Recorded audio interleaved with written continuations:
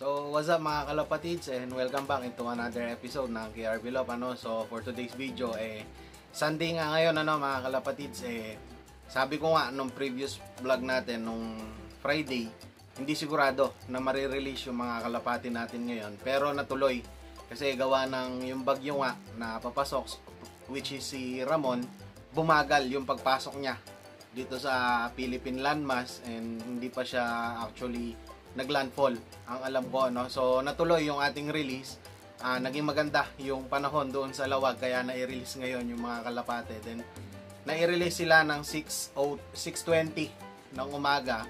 Pa-flash ko na lang sa screen na yan, makikita nyo yung ating forecast mga kalapatids. So 352 kilometers na tayo mga kalapatids, kaya ito is medyo malaking challenge para sa mga kalapate and sa mga fancier na katulad natin na nagsakay sa UFC. Kasi unang-una, sabi ko nga ng mga previous vlog, biglang kaliwa yung ating karera ngayon, which is Lawag nga. Yung difference niya dun sa second lap is all 100 kilometers. Kasi ang tanda ko is 250 kilometers yung ating second lap. Then ngayon is 352. So mahigit 100 kilometers yung difference, kaya malaking challenge sa kalapate. Then biglang kaliwa pa, hindi siya nakaway doon sa second lap natin, first and second lap kasi Isabela. Then biglang kaliwa nga, Ilocos Norte tayo, Lawag ngayon So yun mga kalapatid, Sunday ngayon. Dito ako nagbablog sa kwarto kasi merong nagpapatugtog doon sa kapitbahay natin, may nagsa-sounds, kaya hindi tayo pwedeng mag-vlog doon. Hindi ako pwede mag-intro kasi makaka-copyright tayo, kaya dito na lang sa kwarto. Pero intro lang naman to mga kalapatids, abangan tayo ngayon. Tingnan natin kung anong kapalaran ng ating isang ibon na natitirang live, mga kalapatids. Then kung mapapansin nyo atin ngayon, bagong tabas tayo, yan, tsaka bagong ahit mga kalapatids. Yan, medyo presko yung mukha natin, kaya sana maiklak natin and meron pa tayong maisakay sa fourth lap ng ating derby, ang Aparinga. So abangan nyo mga kalapatids. Special mention ko lang pala si Sir Kenneth Manalo, So kung natatandaan nyo yung last upload ko ng video is meron akong tinatraining na mga young bird nga. Pinakawalan ko sila kahapon. Hindi ko lang nagawa ng vlog kasi medyo masama ang pakiramdam ko kahapon. Nag-LBM kasi ako, masakit yung tiyan ko yun, kaya hindi ko na nagawa ng vlog. Pero napakawalan ko naman yung mga young bird na sinasabi ko nga. Then ang nangyari is yung isang ibon, which is yung blue bar, hindi umuwi. Tapos si Sir Kenneth Manalo is dito lang naman siya sa halos baryo lang natin, lipat barangay lang, ilog lang yung pagitan namin. Nakita niya yung ibon, nasa ilog na naman, uminom yung ibon yata, then nahuli niya, tapos pinost niya sa Facebook. Then nakita ko, binigay ko yung number, yung ring number nung kalapate, then confirm na sa akin, isinoli niya sa akin mga kalapatid. So isang magaling na fancier si Sir Kenneth Manalo kasi nagsusoli siya ng mga kalapate. Then pinangakuan ko na lang siya na bibigyan natin ng gift bird dahil dun sa ginawa niyang kabutihan. Sinoli niya yung kalapate. Actually 11:30 o magto-12 na yan ang kagabi. Isinoli pa niya yung kalapate kasi malapit nga lang siya. Then nakikita niya ako, nanonood din siya ng vlog ko. Kaya ayun, sabi niya is kita na lang tayo dyan sa tapat ng bahay niyo. Alam niya kasi yung bahay ko, kaya ayun, 11:30 ata kung di ako nagkakamali or 12, ganon. Sinoli pa rin niya, nagpunta pa rin siya dito para isoli lang yung kalapate. So maraming salamat Sir Kenneth Manalo. Yung pinangako ko sa iyo, huwag ka mag-alala, bibigyan kita, ipag-breed kita ng pambreeder. So naglalaro din siya. Actually is nag-i-start pa lang din yata siya sa larangan ng pigeon racing, kaya bibigyan natin siya ng mga linyada natin, kahit isang ibon lang na pang-breeder. Pag-breed ko siya, sabi ko naman sa kanya is tatapusin ko lang yung mga binibreed ko, then magpapasobra na lang siguro ko para mabigyan ko siya, mga kalapatid. So ayun, inuulit ko, maraming salamat kay Sir Kenneth Manalo. Then eto mga kalapatids, panoorin nyo muna yung release ng ating mga kalapate doon sa Lawag. Then mag-aabang na tayo ng mga kalapate kasi nga 10:30 na ng umaga.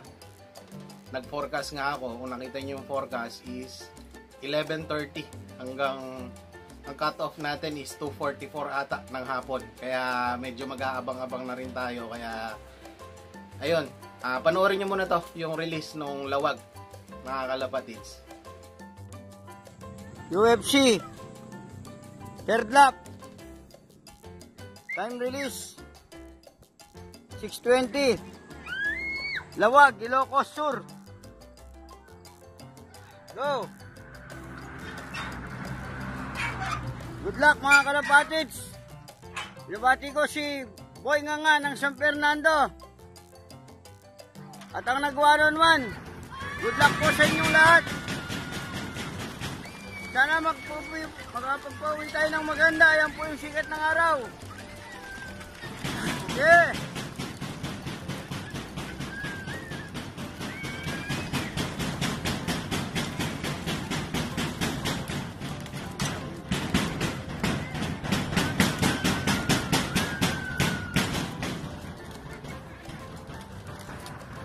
Hoy, tingnan yung sa loob. Good luck po mga kalapatids.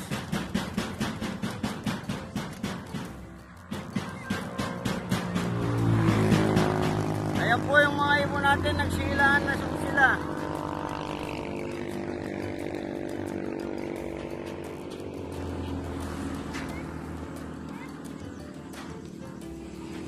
Ayan po, sikat na po yung araw. Medyo babalang po ng konti dito sa bypass ng Lawag.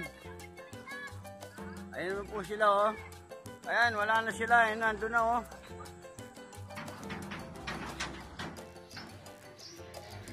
So ayan mga kalapatids, mag-aabang na tayo ng kalapate kasi nga malapit na ang uwian. Then ayan ang panahon natin ngayon dito. Makikita nyo medyo maulap kanina maliwalas ang panahon, then ngayon is biglang kumapal yung ulap, pero may sikat ng araw naman. Importante may sikat ng araw tsaka hindi umuulan para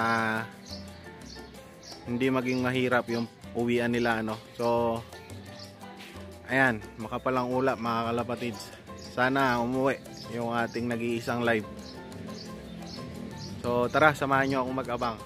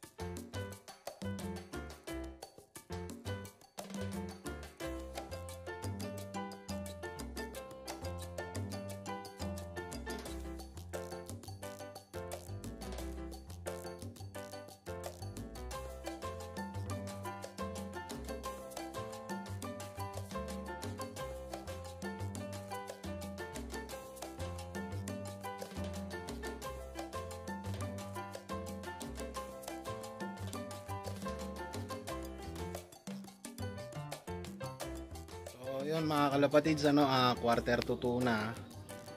Wala pa rin yung kalapati natin, wala pa rin si Dark Check So ayan, naiinip na yung mga kasama niya sa loft. Wala, parte ng karera yan, pero hindi pa naman natin cut off mag-aabang pa rin tayo kasi ang cut off natin is 2:44. So meron pa tayo isang oras para mag-abang. So update ko na lang kayo mamaya sa mga mangyayari. Sana makauwi pa yung natin. Sana mag-clock. Or kung hindi man makapag-clock, sana makauwi lang. So, balikan ko kayo mamaya mga kalapatids. Update ko kayo.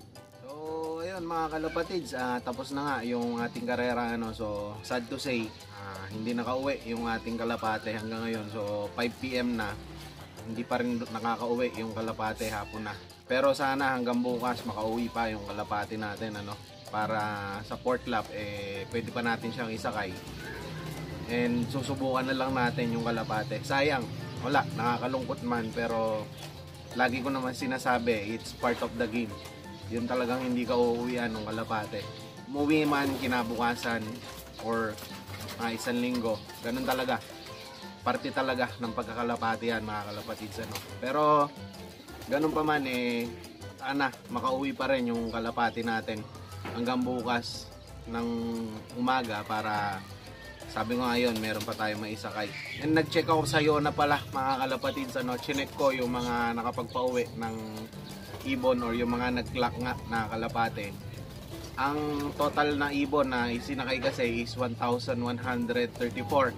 Then yung mga nag-clock ng minimum na 700 is 234 lang.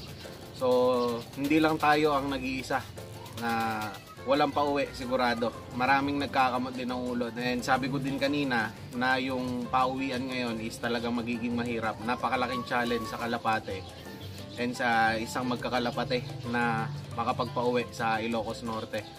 Kasi biglang kaliwa, then may kalayuan na yung third lap natin na yun, ang Lawag, Ilocos Norte nga. Pero ganun pa man mga kalapatids, gugulong man tayo ngayon pero hindi tayo susuko, sabi ko nga. Kasi pag sinukuan natin ang pigeon racing, mas lalong wala na tayong tsansa na manalo, ano? Kaya yun, ito hindi man tayo nakapagpaklak ngayon mga kalapatids, marami pa naman susunod na season na pwede tayong bumawi.